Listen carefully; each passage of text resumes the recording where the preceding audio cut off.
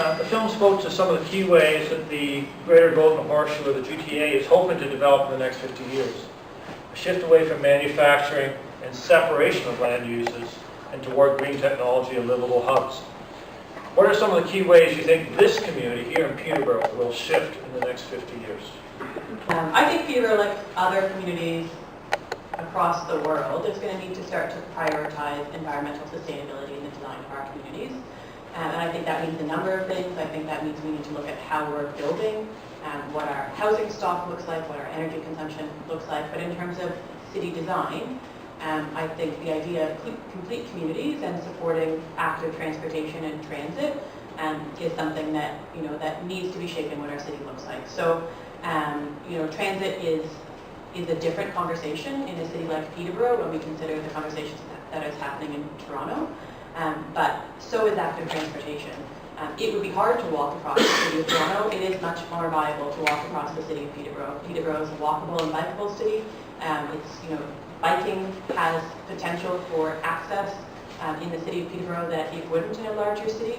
And we know that it has potential. In the city of Peterborough, 78% of trips are under 5 kilometers, which is quite bikeable, and almost a quarter of trips are under 2 kilometers, which is quite walkable.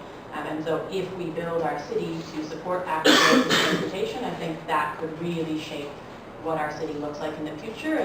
And so for me, I think we need to be looking at city design through a number of lenses. We need to be designing, ensuring that we're preserving our green spaces and that our green spaces are functional ecosystems.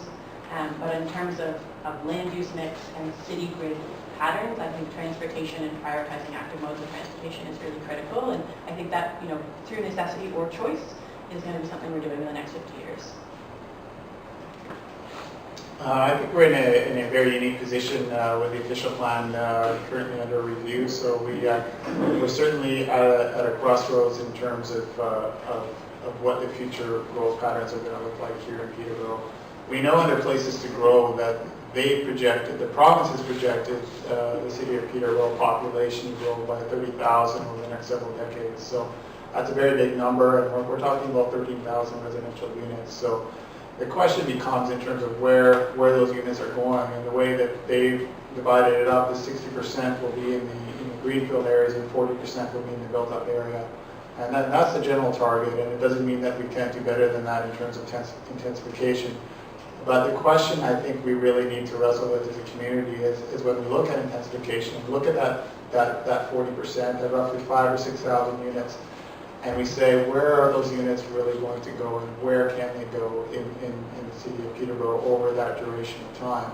And that really is what is going to define the community and the transportation network system and the modes of transportation that we're going to use in the city, and the forms of employment that we are going to look to be our future drivers.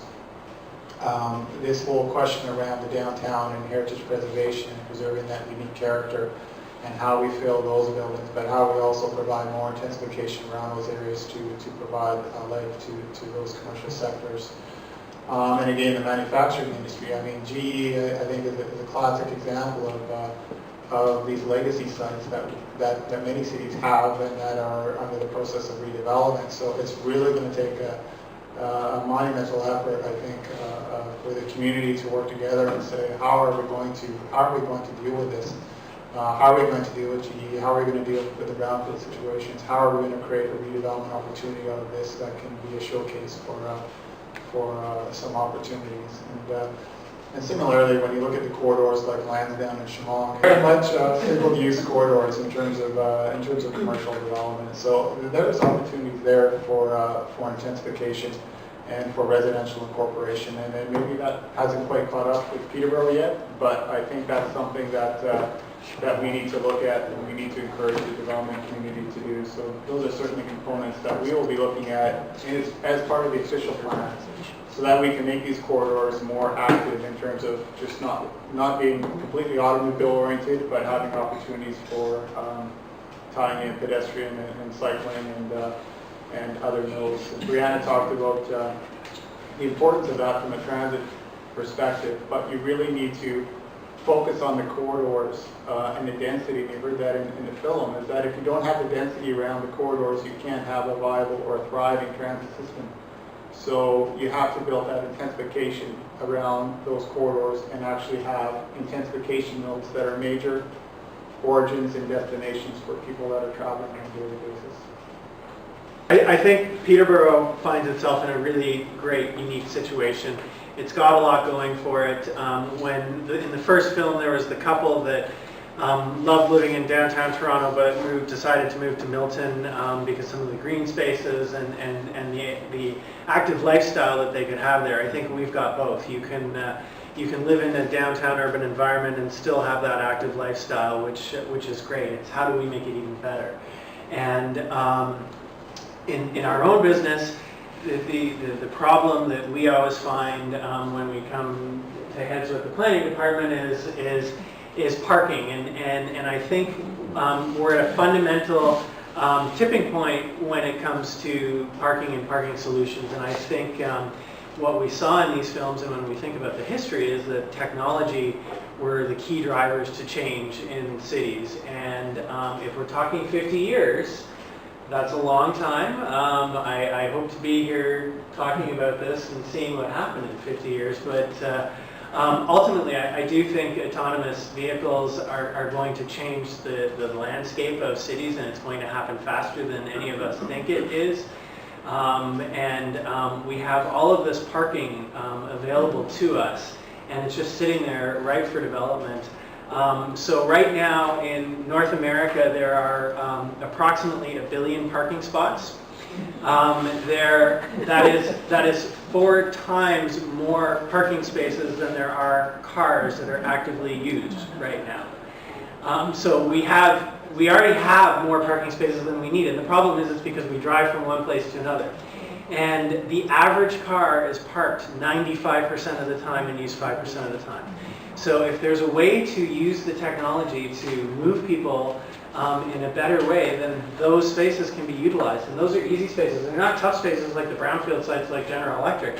They're easy spaces, and it's happening. So in Boston, Audi is the first car company.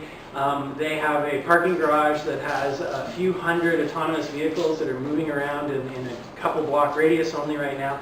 These cars only take up 2 square meters of space because they can park themselves. They don't need drive aisles. They can move themselves and think between each other. So I think that comes back to transportation, which is interesting. It was the streetcar. I think some of the densification that we're going to see is because we can start to utilize the parking lots, and not everybody wants a car now. If you're looking at a 2-bedroom apartment, and what's very interesting from an architectural standpoint is we're seeing a lot of shift towards more development that is apartment oriented as opposed to condominium or single family home as far as the work that we're doing.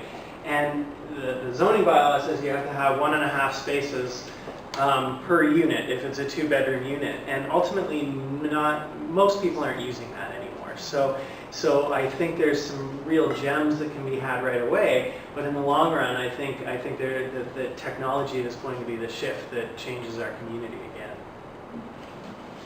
Jennifer Keesmaat spoke at the end of the film about needing to expand the conversation to engage new voices, and I wondered if there are some initiatives or directions locally that you think support our capacity or increase our capacity to engage broadly.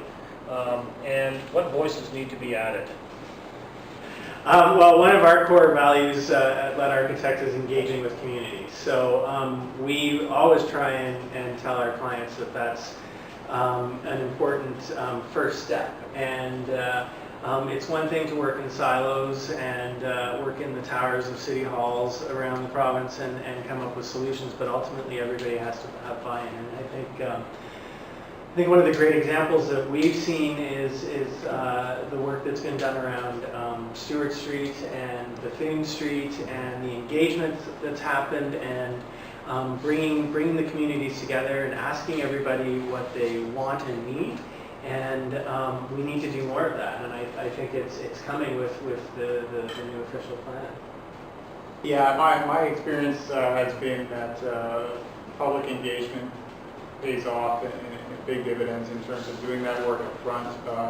You know, you don't do it on big projects and you end up with all kinds of appeals and disgruntled folks, you know, around the issue. So getting the buy-in from the community is absolutely critical. And I think you know, in planning, it's really the foundation of planning. And I think for us going forward on the official plan, there's been a lot of criticism in terms of the levels of engagement and the expectations for more engagement. So we've set up a model to have a broad community advisory group that's going to oversee the formulation of the plan, as well as some major engagement sessions online. So, and our perspective is we need to break it up into pieces, into components of the plan. So not just throwing the whole plan out there and saying here it is, but to look at the sections, look at the values and the principles, get buy-in on those, get a good understanding on growth management, which is really the foundation of what we're talking about, and then talk about nature preservation, setting the boundaries around the areas that we want to preserve, and then getting into this notion of land use and transportation, because those are really two of the same thing, and how they fit together and work together. And then once we have those, we can start talking about urban design, and we can start talking about where these units should go and what these neighborhoods could look like. And if we can do a good job of that, we can get the buy-in of the development community, of the realtors, of the neighbors, of all the interest groups in the city in terms of environmental groups and so on. That council spends a lot of time with, you know, when applications come forward dealing with those issues, because they haven't been dealt with on a broad scale beforehand. So it's certainly an objective to have a reasonable engagement of reasonable engagement framework that's kind of based on this spectrum of involvement. And you know, there's the far perspective of empowerment, and then there's just informing the public. So we're kind of looking at a middle ground approach. But we're going to have many exercises where we aim to get as much information out there to the public, and as much information coming back that can filter back up to council and help the decisions. So, I mean, from GreenUP's perspective, over the last couple of years, we've been quite involved in participatory planning in local neighborhood, a pilot neighborhood, which was the Stewart Street neighborhood. And the idea was to acknowledge that there are power dynamics that marginalize people from traditional planning processes, and that there need to be mechanisms to support their engagement that are systemic. So, you know, there need to be shifts at the municipal or provincial level that increase opportunities for engagement, but there also needs to be effort and resources dedicated to supporting people in developing the language and the tools and the resources that are necessary to articulate their vision and to amplify their lived experience as something that is necessary and legitimate in the planning process. And so we've been working with residents to understand their use of public spaces in their neighborhood and to identify what their priorities are based on that lived experience of those public spaces for future development, and then supporting them in developing visions of their neighborhood that can be used in the context of municipal planning processes, and helping them to establish the relationships with municipal partners and to transcend or to overcome some of those challenging power dynamics as a community-based organization. And so we've just received funding to continue doing that work in 3 new neighborhoods over the next 3 years in Peterborough, and those neighborhoods are tied to really significant infrastructure projects, and the city has been very supportive of that work, in part because engaging people who experience barriers to participation takes a lot of resourcing. And you know, the municipality and the planning department specifically doesn't always have the resourcing necessary to be able to do that in a really comprehensive way, and in a way that overcomes some of those long-standing and deeply entrenched barriers. So GreenUP as an organization looks to invest in certain neighborhoods to try and better understand how that can happen in our community, and to identify some of the really context-sensitive and effective mechanisms for increasing public engagement in municipal planning processes. So that project is something that we'll be working on. We just received funding recently, so we'll be working on it over the next 3 years. And for me, that's quite exciting, because I think it's an important role for community-based organizations to be involved in city planning. And I think this is This is a way that that can be done that works to overcome and address some of the really complex issues we face around planning communities.